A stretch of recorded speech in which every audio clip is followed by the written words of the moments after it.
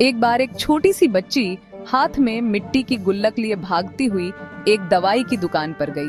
वह काफी देर तक वहां पर खड़े ही रही, लेकिन दुकानदार का ध्यान उस पर नहीं गया क्योंकि वहां पर काफी भीड़ थी। उसने दुकानदार को कई बार बुलाया, लेकिन दुकानदार का ध्यान उस पर नहीं गया क्योंकि वहां पर भीड़ बहुत थी। फिर इस बच्ची को गुस्सा आया और अपने मिट्टी की गुल्लक को वहीं काउंटर पर जोर से रख दिया। इसके बाद दुकानदार और वहां पर खड़े सभी लोग उसे बच्ची की तरफ देखने लगे। दुकानदार ने उसे बच्ची से पूछा कि बेटे आपको क्या चाहिए? तो वह बड़े ही भोलेपन से बोली, मुझे एक मिरेकल चाहिए। यह सुनकर दुकानदार को कुछ समझ में नहीं आया और ना ही वहां पर खड़े लोगों को कुछ समझ में आया। सभी उसकी तरफ देखने लगे। फिर दुकानदार ने उससे कहा कि बेटे मिरेकल तो यहाँ पर नहीं मिलता है। तो बच्ची को लगा कि वह उसे झूठ बोल रहा है। तब उसे बच्ची ने अपनी कहानी बताई। अभी कुछ दिन पहले मेरे भाई के सर में बहुत तेज दर्द हुआ। मेरे पापा मम्मी उसको हॉस्पिटल ले गए।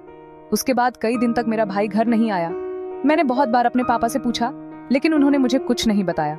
वो बार बार यही बोलते रहे कि वह कल आ जाएगा, लेकिन वह अभी तक घर नहीं आया है। तभी मैंने देखा कि मम्मी रो रही थी और पापा उनसे कह रहे थे कि हमारे बेटे के इलाज और दवाइयों के लिए जितने पैसे चाहिए उतने पैसे मेरे पास नहीं है।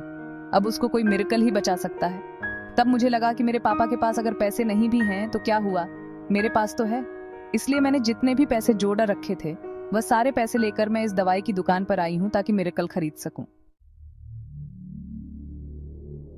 फिर उस आदमी ने बच्ची से पूछा कि कितने पैसे हैं तुम्हारे पास?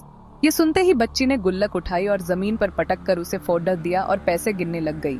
वहां पर खड़े सभी लोग उसे देख रहे थे। थोड़ी देर बाद उसने सारे पैसे इकट्ठे किए और बोली, मेरे पास पूरे 819 हैं। वो जो आदमी वहां पर खड़ीढ़ा था वह थोड़ा सा मुस्कुराया और बोला कि अरे तुम्हारे पास तो पूरे पैसे हैं, इतने का ही तो आता है मिरेकल। ये सुनकर वह बच्ची बहुत खुश हो गई और बोली, चलो मैं आपको अपने पापा से मिलवाती हूँ। बाद में पता लगा कि वह आदमी कोई आम आदमी नहीं था, बल्कि एक बहुत बड़ा न्यूरोसर्जन था और उसने सिर्फ 19 रुपए में उसके भाई की सर्जरी कर दी। उसका भाई कुछ दिन बाद ठीक होकर के घर वापस आ गया। फिर कुछ दिन बाद वह बच्ची, उसका भाई, उसके पापा और मम्मी चारों एक साथ बैठे हुए थे और बात कर रहे थे। तभी उसकी मम्मी ने उसके पापा से पूछा कि अब तो बता दो, यह मिरेकल आपने किया कैसे? तब उन्होंने अपनी बेटी की तरफ देखकर कहा, मिरेकल मैं नहीं, इसने किया है। तो यहाँ पर एक बहुत बड़ी सबक है जो हम उस छोटी सी बच्ची से सीख सकते हैं। जिंदगी में कभी कभी ऐसा होता है कि हमको कोई रास्ता नजर नहीं आ रहा होता है और हम लोग हिम्मत हार जाते हैं। तब हमारे अंदर एक बच्चा होता है जो कोशिश करने से कभी पीछे नहीं हटता है। वह हार मानने को तैयार ही नहीं होता है क्योंकि उसको ना शब्द समझ नहीं आता है। वह बच्चा जिसके लिए कुछ भी नामुमकिन नहीं है, कि क्योंकि वह हर हाल में कोशिश करता ही रहता है।